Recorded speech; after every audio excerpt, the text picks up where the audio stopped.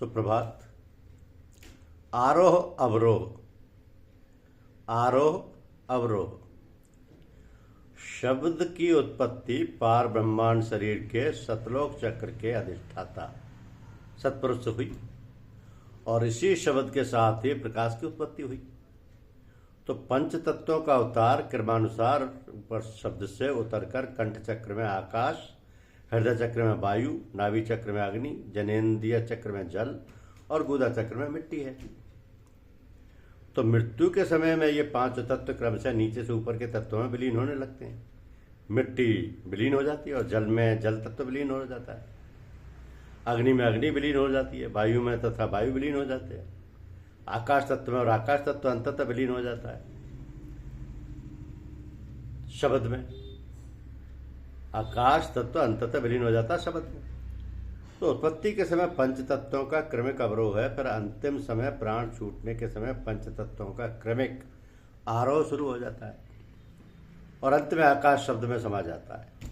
यह भाग्यशाली पुरुषों के लक्षण हैं। दुर्जनों का इसके विपरीत होता है। दुर्जनों के प्राण अधोगति में जाते हैं।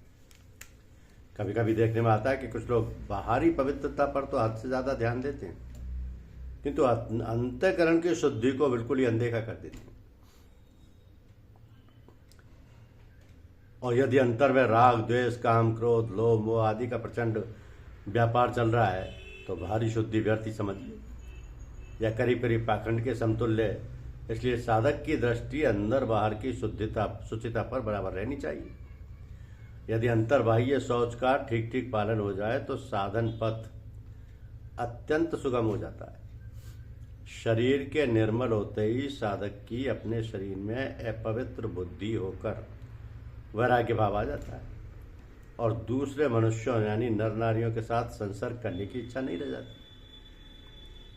परिणामतः अपने या दूसरे शरीरों के प्रति आसक्ति नहीं रहती है और संसर्ग जन्य तमाम दोषों, विकारों, कष्टों से साधक बच जाता है। तो बाहरी शुद्धि, साफ सफाई के साथ साथ भगवान नाम जप और ध्यान, प्रार्थना आदि करते रहने से धीरे धीरे साधक का अंतःकरण भी राग, द्वेष, ईर्ष्या, तृष्णा, लोभ आदि मनों से रहित होकर निर्मल और स्वच्छ होता रहता है।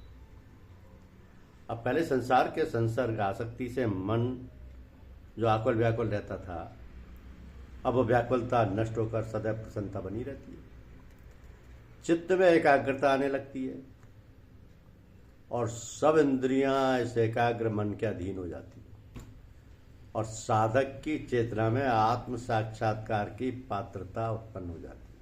धन्यवाद।